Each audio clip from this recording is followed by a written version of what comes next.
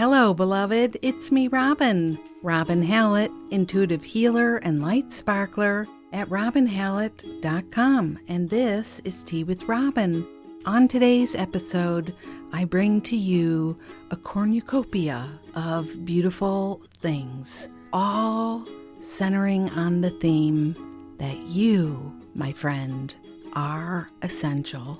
I hope you will join me for this beautiful healing discussion on choosing the new in this new time. I hope you'll grab a cup of yum yum and meet me here. Well, hello, gorgeous beauty. I'm talking to you. Hello, it's me, Robin. Welcome back to the podcast, Tea with Robin. This is episode 134. 134. Hi. If it's your first time here, I'm so glad you're here. This is a podcast about healing and dealing with all the stuff that's going on in the world, helping ourselves integrate and still choose to come alive in times like these, deal with being sometimes the only unicorn in your circle, and, live your life the way you love to live it. There's so many things that come up, aren't there? And I hope this is a beautiful home for you now and in the future to feel comfortable and welcome in your world. Friends returning, hello. I'm so happy to be with you again today. I wonder if you can hear that in my voice. How is the weather in your heart these days? How have you been doing since we last spoke? I hope that you have been integrating some of the conversations we've been having here and applying the love, the healing into your own world and feeling and seeing the benefits. I do. Never as much as now have we needed this kind of support and love and healing. And I really hope that you are feeling the effects of that here, now, Yeah, I do. Hello. Over here, the weather in my heart is fantastic today. And I gotta say, I tell you this a lot, it changes from day to day, obviously, probably just like you. Am I right? Just like you. And today I'm feeling so excited and lit up because I have really been staying on my game in terms of helping myself come alive in this time. It's not an easy time. Everybody I know, everybody I have spoken to says it. There is just such a heavy funk. There's a cloak of energy. This virus, the vaccine, everything going on in India right now, more of in the States, the shootings of people of color, the awareness in the news, the upset, there's just a lot going on, but also there are so many peaks of hope and beauty and love. And we have to search for those. We have to find them and stay with that. Stay with what's lighting you up. And one of the things for me, and we'll talk about this some today, one of the things for me is I have been working on finding my excitement, accepting the life I'm in, living the life I'm in and accepting that, and healing, forgiving, working on my regrets, things like that. All the stuff I have been talking to you over the last many, many weeks and months and months and months. Probably going all the way back to last spring when I started talking to you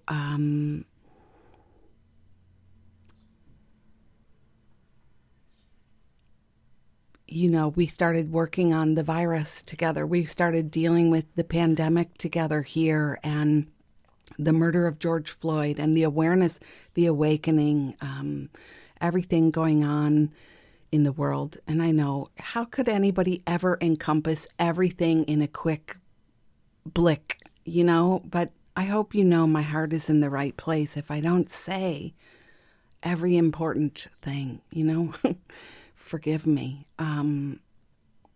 We have been really working hard on staying alive and being lit up, haven't we? So I think back to that, and it's just so true that our world has really changed, and it's still possible. There is no need to go around with the doom and gloom. It is still possible to have a magnificent life. Our view needs to change, though, sometimes, and our expectations need to adjust sometimes. And I have been doing that and feeling so good about it, feeling so wonderful about that. So before I continue this jibber jabber, I wonder if you brought a cup of yum yum. I have this morning's coffee. If you're new here, we like to cheers every week on the podcast. We like to bring something yummy to sip and share this time together and have a little cheers. So I say, here is to the new experience and the new expectations and our new joy, our newfound delight. Cheers. Wonderful, wonderful. So today, I knew I was coming to record today, and I like to give myself time to ponder. What do I want to talk about today? Do you do that? Do you give yourself time to prepare and set the intention, set the tone? I hope you do. This really matters to me, so I like to, take some time. I'm walking around thinking about what's needed now. Sometimes I pray, sometimes I ask for an intuitive hit. I ask for guidance. I give it over to, like the Course in Miracles teachings say, give it over to the Holy Spirit for guidance and direction. I totally do that, because otherwise the control freak in me is going to go, cuckoo for Cocoa Puffs. It's just too difficult. Yeah, so that's what I did. And I have a myriad of things, a cornucopia, if you will, I want to talk to you about today. Let's see how well I can do. I hope it will be a 5-star talk. I'm thinking about things like more vaccinations and contact with each other again, coming back together again. The other thing is Mother's Day is coming. And how are we impacted by the stories of our parents? What stories are you carrying? And also, this week I wrote a letter to the Love Posse, and I talked about no regrets. I called it no regrets, because I don't know if you remember the Milky Way commercial, but this guy's getting a tattoo that says no regrets, and the girl giving the tattoo writes regrets because, sorry, I was eating my Milky Way. So no regrets. And I got so many responses from moms who felt like they didn't do it right for their kids. I got to talk about that because I'm a kid that feels like my mom didn't do it right for me. And I also am a kid who have learned, we don't care about the grammar so much, do we? I have learned to accept her and love her and appreciate her and even see the nuggets of goodness. So I definitely don't want to miss that. And the last piece is what makes us essential now. If your situation has changed, how can you still feel essential? And, in my heart, you're always essential, my friend. There's no loftier position than a person who shows up and shines. So, somehow this whole conversation is gonna weave together, I hope. Well, first I'll tell you a little story. The other day, I went for my mammogram. I'm not super excited about stuff like that, but I do think it's important to be prudent and take good care of your body. So I do go get these things done. And while I was in there, this is one of my first doctor visits since coronavirus. And obviously it's very, very different, how you can't even get out of the car. You have to text a number and then they had me fill out a questionnaire online in my car. It was so kind of weird. And then you come in the door and they're like talking to you. It's like a voice in the sky somewhere talking to you. Please enter the room and Purell your hands and step up to the thermometer and take your temperature. Only it's just like a face scanner. So you put your face in the thing and it tells you the temperature. And then somebody from beyond says, approach the desk. So weird. But anyway, there I was getting my mammogram. It's pretty hard to be hands off in a mammogram if you've ever had one, any kind of exam. And I had the sweetest nurse. Her name was Pam. Hi, Pam. At some point she was adjusting, the girls. And she said, okay, hold on. Sorry, let me just reach around here. She said, pull this bar. She said, reach for the light. There was a lighted handlebar. Do you get like this when they're like, reach your left arm out, you're all thumbs. You don't know what to do. Look to the right, you're looking to the left, you're looking down. I am terrible with that kind of thing because it's like hopping on one foot, patting the top of your head and reciting the Star Spangled Banner. So she's like, reach for the light. And I just need to do an adjustment. So she, holds on to one of the girls and lifts and turns it or puts it on the plate or whatever she's doing. And I said, boy, I haven't been touched like this by a stranger in a whole year. I was totally serious. It just suddenly hit me. I hadn't even thought about how bizarrely hilarious that probably sounded. You know what I mean. This pandemic, we're not hugging. I was always a big hugger, a hand holder, a leaner. I would love to lean with you, or if you were coming to me in session, I'd sit next to you on the couch sometimes, or people would lay in my laps while they were crying. All the stuff that we don't do anymore. I mean, it was just one of those moments of realization while you're having your mammogram, as it happens. So, back to Pam. We laughed so hard because you know what I mean. When have you been touched like that? By a stranger. And then I'm getting off this topic that it's not my norm to have strangers handling the girls. All right, that's enough about that. My point is it really got me thinking about integrating, coming back together. How are we going to do that? And how are we feeling about that? As more of us are being vaccinated, we've missed out on a lot of contact. It's a big deal. So I sat in the car after my appointment and I really just took some time, as you do. I think on the awakened journey, I'm going to call it that, you're kind of used to sitting with things a bit more in silence and just giving yourself some time to ponder like how that experience was. If there was some big aha, you're giving yourself time, I hope, to feel that and sit with that and allow yourself to know this new information coming to light. Yeah. Remember the dude? New shit comes to light all the time. I'm talking about the Big Lebowski here. Yeah, so I have been reading about this so much that, we're a little awkward. We don't know how, once we've been vaccinated, there's still this hesitancy and fear. There was a great article in The Atlantic. I'll link it up here in the show notes. If you go to robinhallett.com/134, you'll get to it. We have some hesitancy. So the first thing I want to say is just welcome your hesitancy, welcome your resistance, welcome your reluctance, welcome in your sadness, your despair, your missing of people, you know what I mean? Your joy at getting to be alone, still wanting to be alone, wherever you're at. All of how you're feeling is how you're feeling. It just is. So welcome it in. Don't waste time dragging it out. Let it be here, how you're feeling. Allow yourself to know, where are you at with it? As I often say, we need to be so gentle and loving with ourselves. You are essential. You matter. You're the most important person in your life.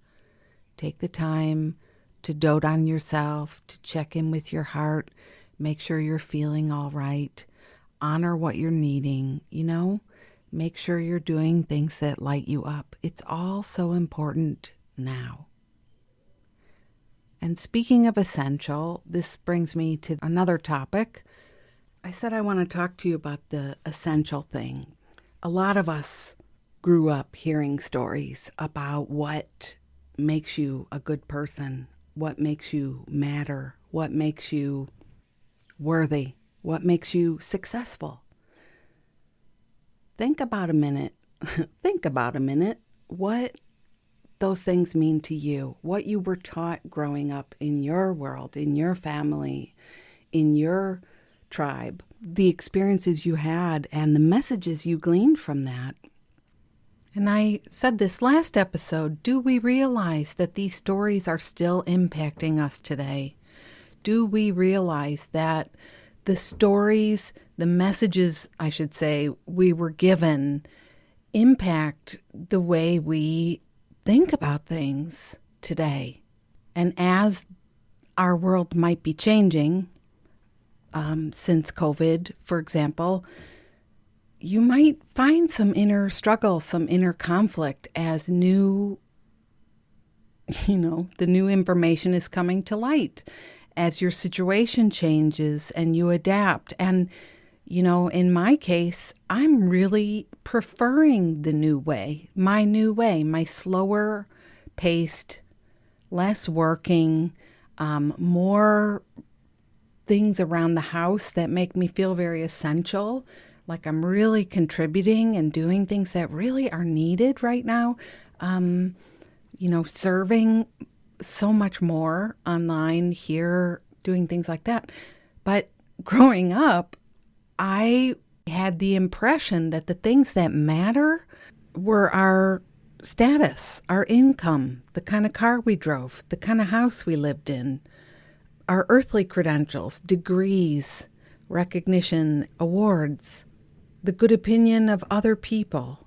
I was taught things like that. But that's pretty much a sliver of the world, isn't it? So think about your own life when you were growing up, your own relationship with your significant adults. The conflict comes, this rub moment is where you have a differing opinion, a differing view, but you're still trying to live in a way that fits with the family of origin, fits with their values, because it's been so ingrained. I mean, from the womb, it's been ingrained in you that this is the right way to do things. This is the way you're a good person. This is the way you're good, But the rub is that it's not true for you. It's not true for you. So a lot of us went away. This is how we became the rebel, the black sheep. You're the one, the unicorn, I like to say. You're the unicorn in the field of horses. So yeah, in today's new world, you might be having some wobbles, internal wobbles. You might be dreaming a lot right now about family and the messages. Somehow you are going away from your tribe, doing it differently. We must figure out what is essential to us, what is success to us, what is meaning to us. It's the only thing that matters. Otherwise, we're driven like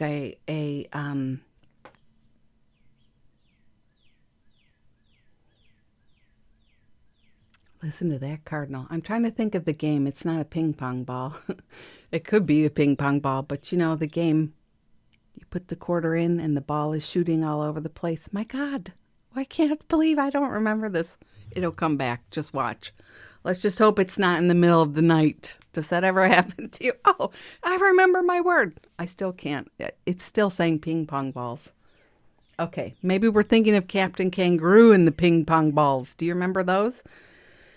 Anyway, you're just pinging all over the place, trying to fit in, trying to measure up, but it's not essential to your own heart, these values. You got to figure out what is meaningful and measures up to you. And one of the things that I have always wanted to do here at the house is make it magnificent and beautiful and My vibe is kind of boho, bohemian, hippie, kitschy, cottagey. I love thrifted things. I love repurposing things. And I've already done the phase where I had the fancy house with the fancy furniture, and I gave it all away. Because it just wasn't me. It was suffocating living in a house like that. So here I just feel so much more myself. And that is so significant.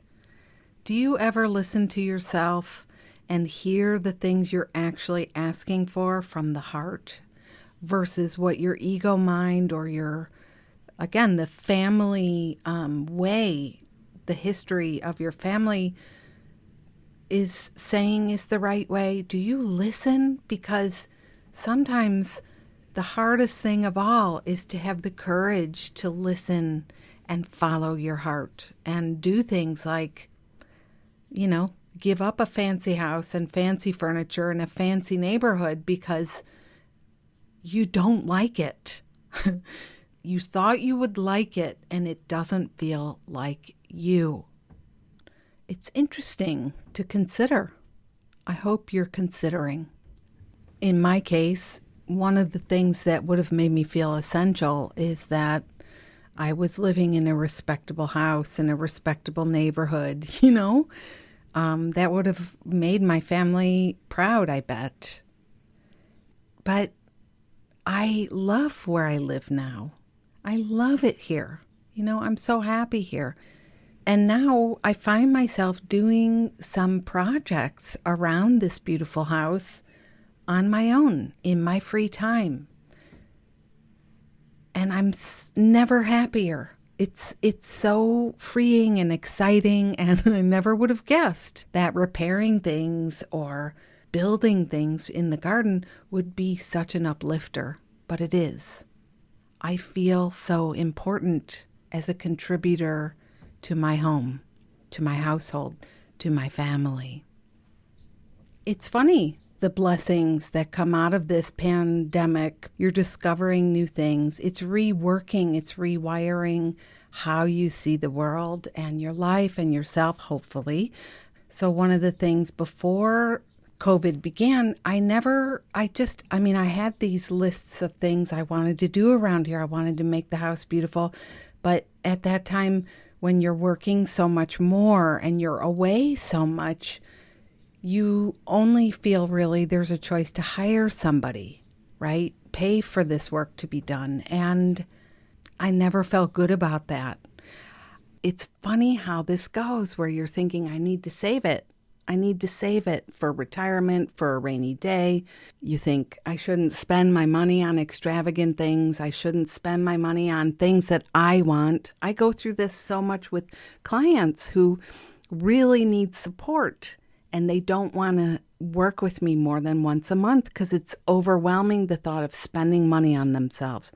And I promise you, in my case, I saw how it ekes out in other ways, So personally, I really want to work on receiving the things I would love, because what else are we here for? Am I right? What else are we here for and alive for than to share these experiences with our own hearts, to be essential in our own hearts and make the stuff happen?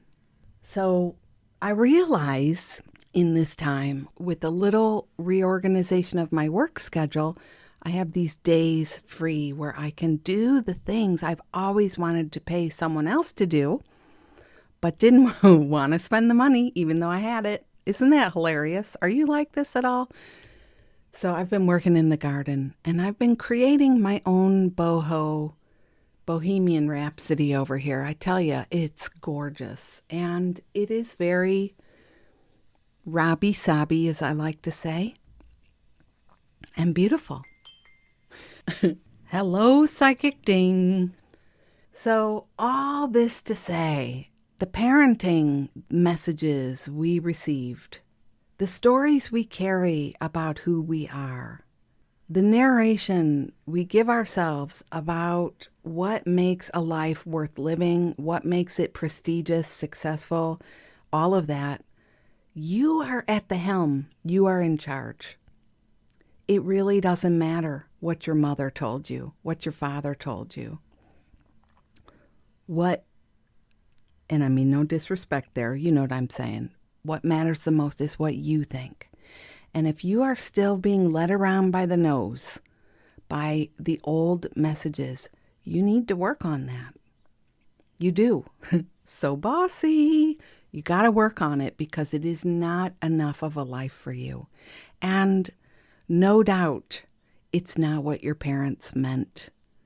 If they knew, if they're still living or if they've passed, they definitely know. The way you have carried the responsibility of holding up the lineage, they didn't mean for you to do that. I guarantee it. So if we're relating to the message today, we need to let this go. It's time. It's time to stop feeling any of the feelings you've been feeling, ashamed, embarrassed. If you've been judging yourself, feeling like you're not living up to your potential according to someone else, or whatever the story is, you know yourself best, I hope. It's time to reevaluate things and decide on your own terms what makes you essential in the world. You know what I'm saying? You got to fight for what you love and show up and do the things. And you're going to find when you do these old eddies swirling in your heart, in your brain, in your ego mind, where you need to work on the stories and clear them out. And that means forgive the people. Forgive the people. Mother's Day is coming, and Father's Day soon after that. This is the time we begin to think, for me anyway, this is often a time where we may be thinking about family. Let it go. And I can tell you, I said this week I wrote a letter to the Love Posse, and I'll see if I can link the letter up if you want to read it. And you are welcome to join our Love Posse. I feel it's always so helpful. So this week I got so many letters from moms especially saying, I really feel like I screwed it up with my kids and I don't know how to forgive myself. And as a daughter, I could talk on and on, but as a daughter with a mom who I really do feel like screwed things up, and, out of love for her and respect, there are stories I will take to my grave. I want you to know that, because if you've had a challenging experience with your kids, if you feel like you screwed them up beyond repair, if you are carrying stories of things you did that you are so ashamed of, I just want you to know the love is there still, and it's never too late. And I am one such daughter who would never betray that love intentionally. It's up to all of us to see with balanced eyes and heart and focus, not just to be on the badness,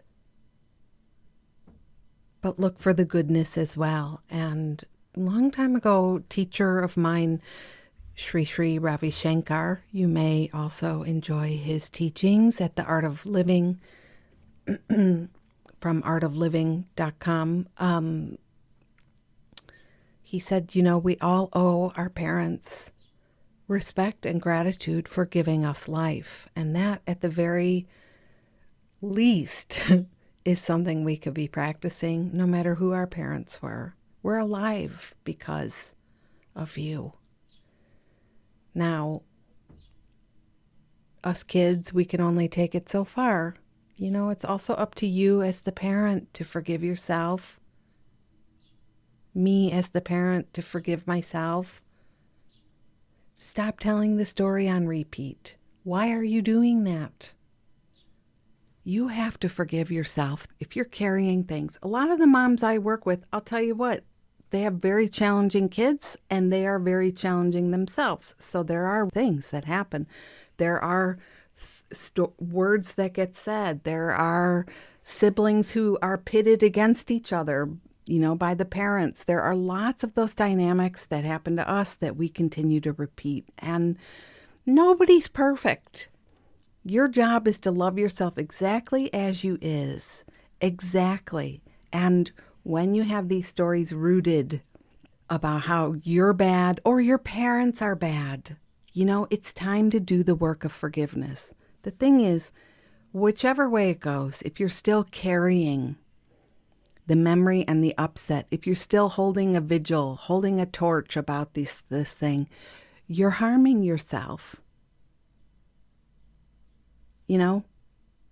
I have kids. I see how it is to be bitter, to carry memories, to be resentful, to be regretful. I see what it does. I'm just going to say it that way. I don't want to be that person. So I am willing to show up despite the mistakes I've made. I'm still going to show up. And, this is how I feel. If my kids were to treat me badly because they felt I wasn't good to them at some point, that's on them. You know what I mean? I'm awake now.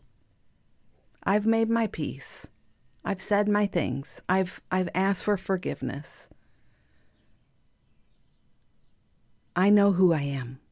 Remember our Paul Selig work, Paul Selig and the Guides? I know who I am in truth. I know what I am in truth. And I know how I serve in truth. I am free. I am free. I am free. So no matter how somebody talks to you or treats you today, or keeps reminding you,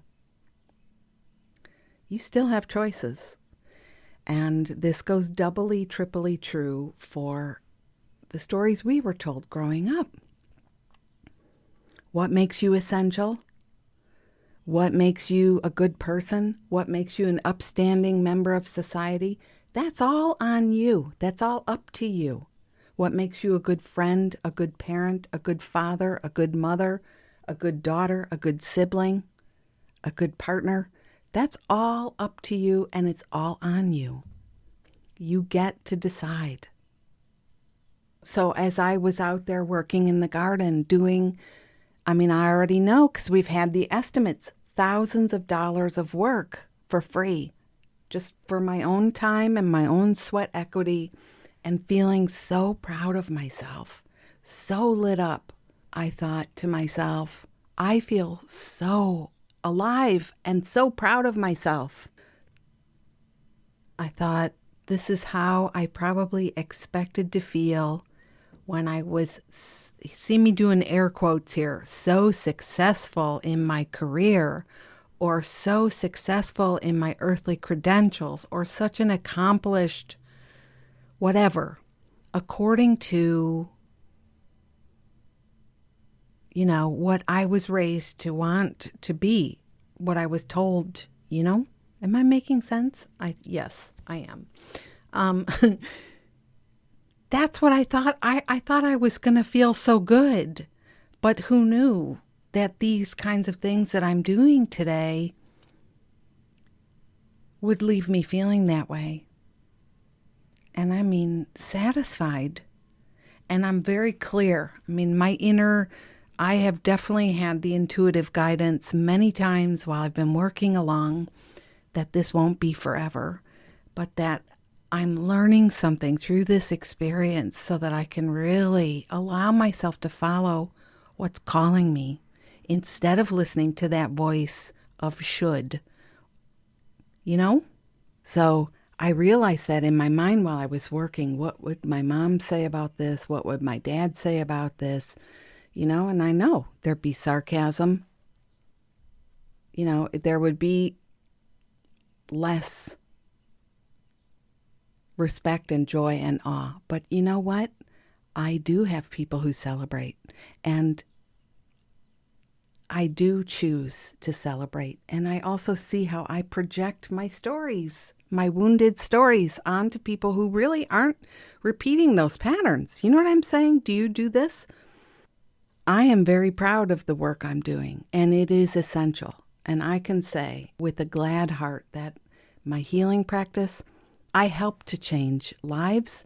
I help to change generations, the whole lineage, forever. But that's not all I do that's essential. It's the gardening work. It's the kitchen work. It's the cooking, the cleaning, the laundry. all these things that matter and make a difference and count. They're essential. But maybe growing up, I didn't learn the value of that. I didn't get it. I was missing out. I am so thrilled to be here and celebrate. And the Queen of England could come visit me, and I would be very pleased to entertain her here in my beautiful boho home. I'd be so proud. You know what I'm saying? And I would be impervious to the jokes my mom would probably make or the critical way somebody else would look at the lawn. You know? It's true. It's true. It's true. So, again, I wonder where this message lands for you today and what work you want to take on next. Is there someone you need to forgive? Is it time to stop punishing someone? Is it time to stop punishing yourself? Let yourself off the hook. Let yourself out of the prison. You matter. This is your essential life, and you are essential, and all of what you do is essential. I love this message. I'm going to say 8 stars today. Cheers. So, I would love to continue talking about some of these things with you next week. I am going to end here for a change of pace. Instead of reading a letter or sharing some inspiration, I really feel like these are important things I've shared today. And instead of changing topics again and again, I'd love us to be sitting with this, sitting with what our next steps are. And if you feel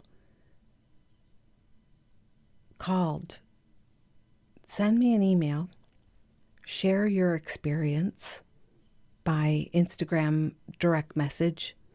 I'd love to hear from you about what it is that you're working on, and I'll share those messages here, perhaps next week. So, beloved, that wraps episode 134. You are essential. You are essential. Classic and timelessly so. And it never changes. It never changes. But you go in and out of belief with this. And, let's keep working on it, okay? Well, I am off to enjoy a beautiful evening with my sweet husband. We are really digging the Agatha Christie movies, and we might be doing taco night instead of pizza for a change of pace. Just enjoying the time together and being easy, allowing ourselves to continue to integrate all the meaning of this time, and I hope you are doing the same. This has been me, Robin. We are essential. Hallett. I'm going to see you here next time. Bye-bye.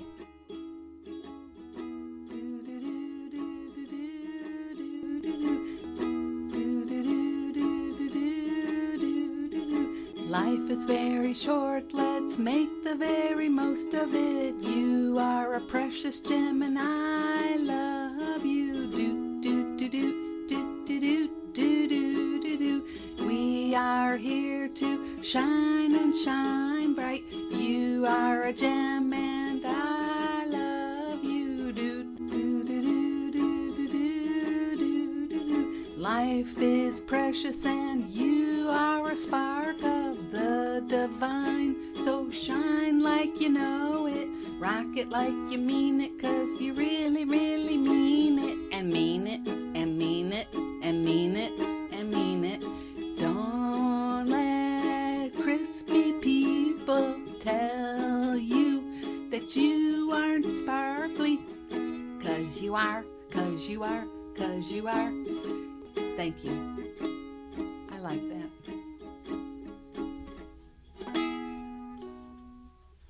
I love it, honey. Thank you. Give me a kiss.